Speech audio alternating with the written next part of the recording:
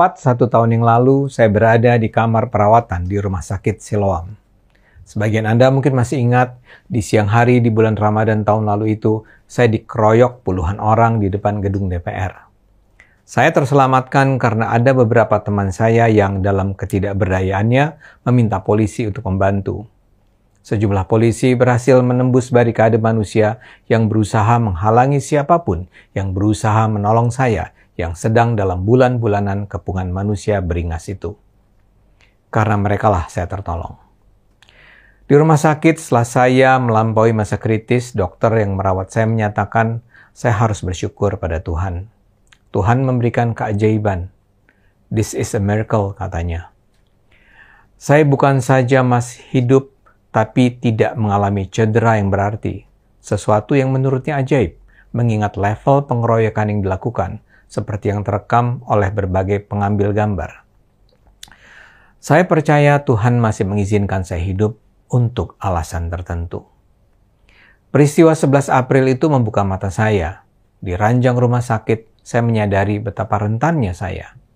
Saya sadar bahwa sebenarnya kapanpun, tanpa ada sebuah proses yang panjang, nyawa saya bisa melayang. Saya sadar bahwa ada orang-orang yang memang dengan sengaja ingin menghabisi nyawa saya. Peristiwa itu tidak bisa dipandang sebagai tindakan spontan. Hampir pasti ada yang menggerakkan. Dan ini sebenarnya bukan sesuatu yang terlalu mengejutkan. Upaya menghabisi saya sudah dilakukan dengan beragam cara. Saya diadukan ke polisi lebih dari 10 kali. Dan dalam setiap kesempatan, proses hukum tidak dilanjutkan karena memang tidak ditemukan bukti bahwa saya melanggar hukum. Saya menjadi sasaran cancel culture. Karier saya sebagai dosen dipersulit dengan cara tidak masuk akal. Saya difitnah, dipalsukan tanda tangannya, saya didoxing, diancam, dan seterusnya. Percobaan pembunuhan saya itu memang ekstrim, tapi sekedar kelanjutan dari upaya-upaya sebelumnya. Dan karena itu, peristiwa 11 April 2022 itu membuka mata saya bahwa saya tidak boleh berhenti memperjuangkan apa yang sudah saya perjuangkan dan justru harus mengintensifikasikannya. Ketika peristiwa itu terjadi, saya baru saja meresmikan Pergerakan Indonesia untuk Semua atau PIS, sebuah gerakan aktivisme digital untuk menyuarakan pluralisme dan kesetaraan. Alhamdulillah, PIS sudah sangat produktif menyuarakan mengkampanyekan kebinekaan Indonesia. Tapi kini saya percaya selain PIS yang berteriak di luar, saya juga harus mencoba mengubah dari dalam. Karena itulah saya harus melangkah lebih jauh, mencoba masuk ke parlemen melalui Partai Solidaritas Indonesia. Ada 2 isu besar yang saya percaya dihadapi Indonesia, dan itu harus dilawan melalui partai politik dan DPR.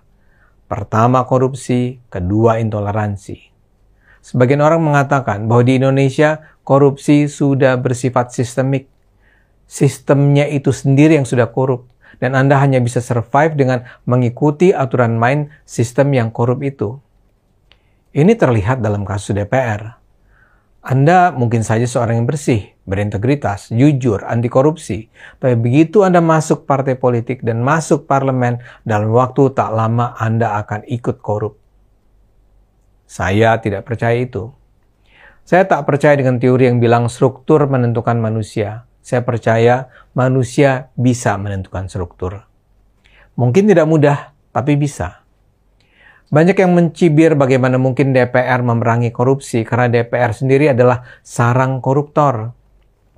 Saya memahami skeptisisme itu karena dari apa yang saya tahu ada beragam praktek perampokan uang rakyat terjadi di sana. Yang paling terkenal adalah cerita tentang bagaimana proses pembuatan undang-undang di Indonesia lazim melibatkan penyuapan dalam skala dana jumbo. Sangat dikenal, ada RU yang basah, ada RU yang kering. Saya juga mendengar bagaimana para wakil rakyat atau oknum wakil rakyat meminta dan mengharapkan aliran uang dari lembaga-lembaga dan instansi yang seharusnya diawasi mereka.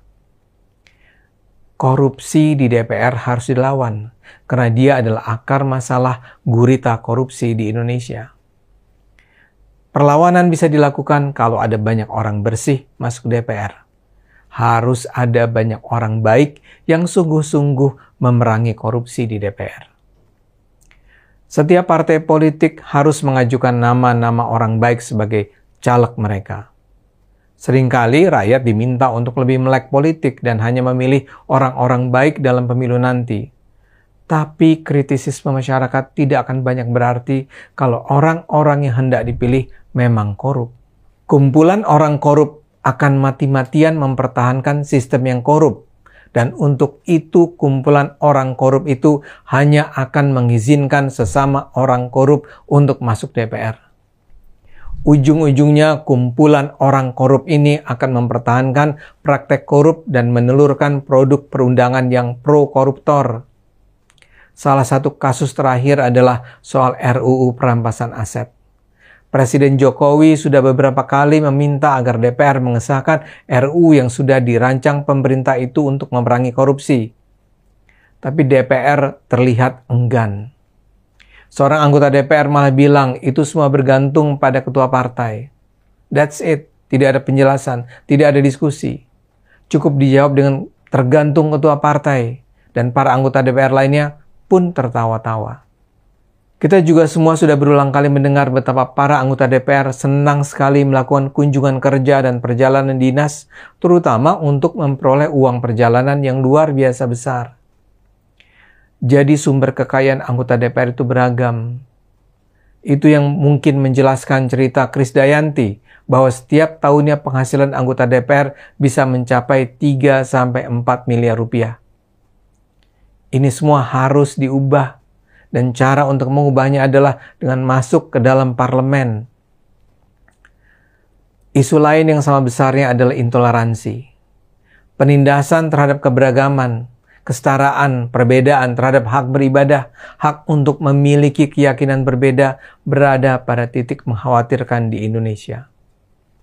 Kita tidak boleh lagi membiarkan hadirnya peraturan-peraturan yang mempersulit umat manapun untuk membangun rumah ibadah agama manapun.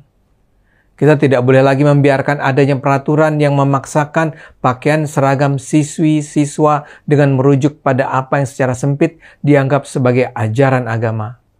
Kita tak boleh lagi membiarkan ada undang-undang yang mewajibkan bahkan makanan kucing dan pakaian dalam harus memenuhi sertifikasi halal. Kita harus melawan itu semua. Sebelum suatu saat nanti kita tiba-tiba disadarkan bahwa keindahan kebinekaan yang kita miliki sudah dihabisi. Karena itulah saya percaya saya wajib menjalani babak baru ini dengan berusaha masuk parlemen melalui PSI. Dan PSI saya pilih karena PSI adalah pilihan yang paling sejalan dengan akal sehat saya. Saya tidak ingin bicara tentang partai-partai tua dan besar. Tapi di PSI, saya melihat bukan saja kemudaan, tapi kejujuran, integritas, kebersihan, keberanian, dan walau mungkin juga kenaifan. PSI adalah game changer buat Indonesia. 5 tahun yang lalu saya sudah mendukung PSI. Tapi ketika itu belum ada pembuktian apa-apa yang diberikan PSI sebagai partai baru. Kini mereka sudah menunjukkan bahwa dalam 4 tahun perjalanan mereka secara konsisten memperjuangkan nilai-nilai yang selama ini saya anggap penting. Mereka konsisten melawan korupsi.